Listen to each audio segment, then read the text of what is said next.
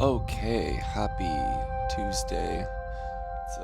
It's a Tuesday morning here in Taipei, and I'm gonna record a kind of wrap up to my year-long YouTube posting project, and just kind of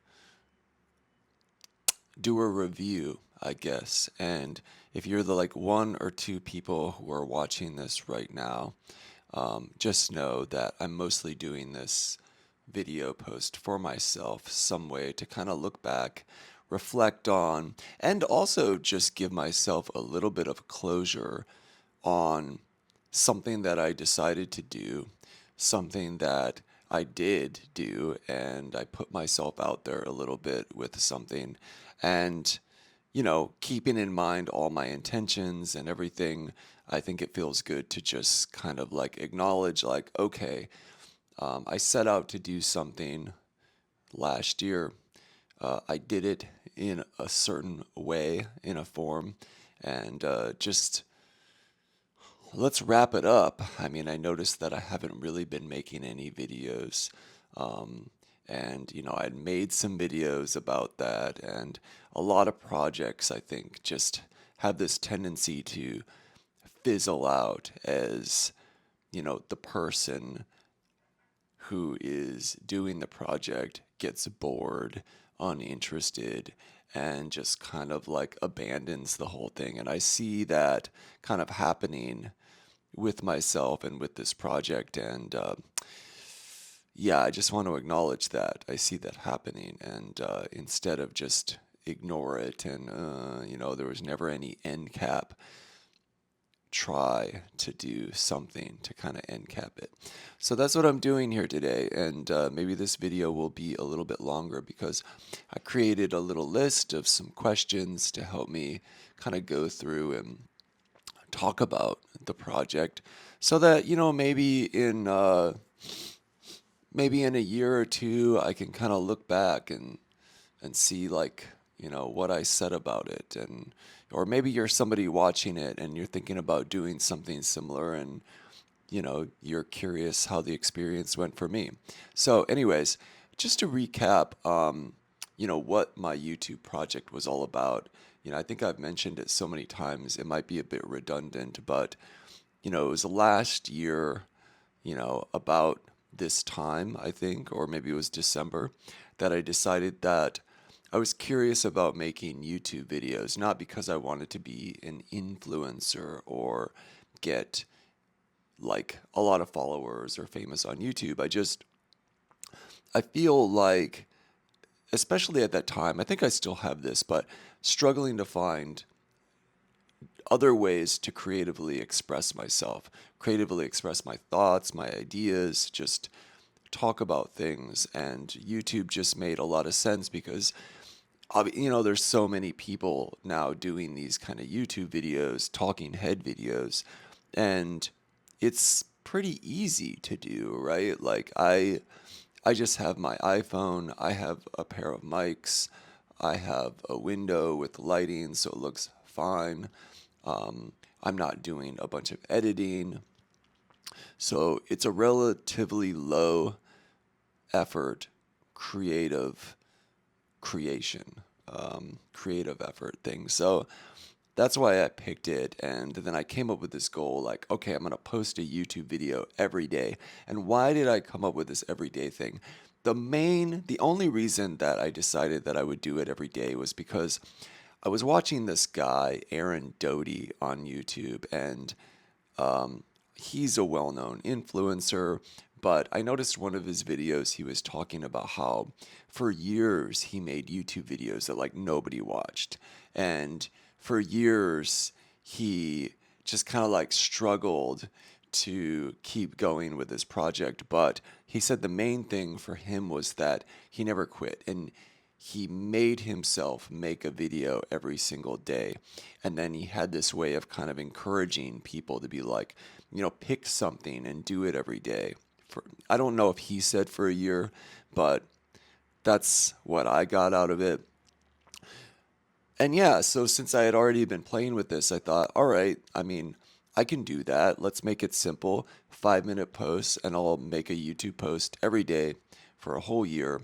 And at the end of the year, my idea was I'll reassess, how did that go as a project? Did it feel good? Did it feel bad? Do I want to keep going? And now here I am, a year later. So did I make a YouTube video every day?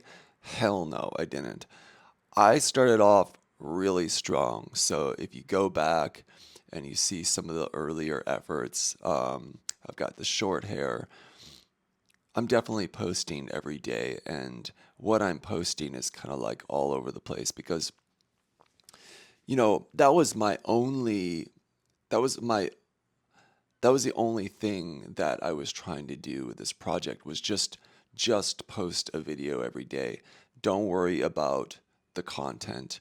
Like, don't worry about the topic, what I'm saying. Don't worry if people care about it. Don't worry if it's like good for the algorithm. Literally don't care about anything else other than just doing it. Even if I don't have anything interesting to say, that was the idea. Just say something, talk for 5 minutes, make it like a journal. I think in the beginning I would talk about how this was like, my video version of a journal. And that made a lot of sense to me because I'm one of those guys that's kept journals, paper journals, for a lot of my life. I have, stacks of journals, and I've gone in and out of that as well, like most people do, like daily, keeping a daily journal. But I've always actually enjoyed that, and I always kind of find myself coming back to journaling because I just like to capture my daily things I've done, things I've thought of, and whether or not I go back and reference it at all, it doesn't really matter. It's kind of like the process of doing it that I enjoy. And so that was the whole intention behind the YouTube thing. Just enjoy the process of journaling, video style. And that's what I've kind of done. And, I made it clear to myself and on my videos that I didn't want to I didn't want to mind if anybody was watching. So that's why I changed the title to Nobody's Watching, to kind of like trick myself into caring less about the fact that I'd see videos I post and be like, 1 view, 2 views. But I have to be honest, it's really hard not to let that impact me. Because, when you do see that, 10, 20 videos later, you have like 1, 2 views, and it's like, wow, like literally of everybody I know, 1 or 2 people care. And actually, what it's turned out, it's even more depressing because you're like, it turns out that the 1 or 2 people watching, they're not even people I know. They're not friends or family. It's like they're strangers, which is fine. It's fine. But for me, anyways, it's hard not to let that kind of like, oh, oh, that kind of hurts. Like my friends mostly don't care about, what I'm creating. My friends mostly, my family doesn't actually care that much to tune in. And I'm somebody, for better or worse, that can let that kind of thing bother me, even when I'm intentionally practicing, like, no, don't let that bother me. Remember, that's not what this project's about. I found that incredibly difficult to honestly, to actually dismiss or ignore and just get on with it. So that's my honest bit. I think that did affect me a little bit, but especially towards the end here, um, I noticed myself just sort of losing interest, not doing it, and I think that the seeing that nobody was watching did impact that a little bit. It was kind of like, oh, well, what's the point of making a video every day if like nobody's watching? It was hard for me to get back. I think if there was anybody that's watched all my videos, they'll see that I kind of try to remind myself throughout this year, like, okay, don't pay attention to that. Just do the video. Don't care. It's like trying to trick myself into, thinking that way. But anyways, That's okay. That's what happened. Um, you know, and in terms of like the videos that people did watch, I mean, almost all my videos have like no views, one or two. I had a few that kind of went my version of viral. We're talking about like 30, 40 views. That's viral for me. And those were some of the posts I made about like disability parking, my experiments with like urine on my face to improve my complexion. Some of the ones that I made where I was trying to do a bit of comedy, like stand up, those got watched. And then a few of those rolling through videos, like the wheelchair walkthrough version of videos. I made one about Zhongshan, and a lot of people watched that. So those were my most watched videos. I made 149 videos. Actually, I think a little less than that because I already had some videos on my YouTube, but let's say about 140 videos this year. And so I feel proud about that. I did make videos. I did kind of do it. I did I did kind of drop the ball at the end of the year here. And I both feel bad about that, but I also feel like, okay, I'm glad the year is finally over and I can kind of pivot this project just a little bit to make it make more sense for me.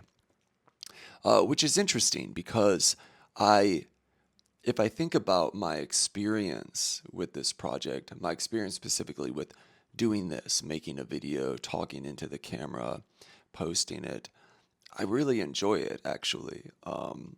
Not because it's not because I enjoy the idea that somebody's going to be watching me. There's just something about this, like, it feels like I'm sitting with somebody sharing. And of course, it's totally one sided, but I do feel some kind of enjoyment from the process of just speaking into the camera. So I have enjoyed it, even though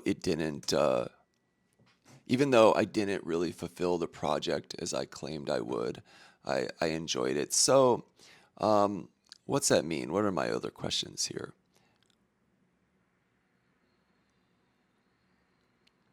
I don't know. Some of these questions I think are pointless.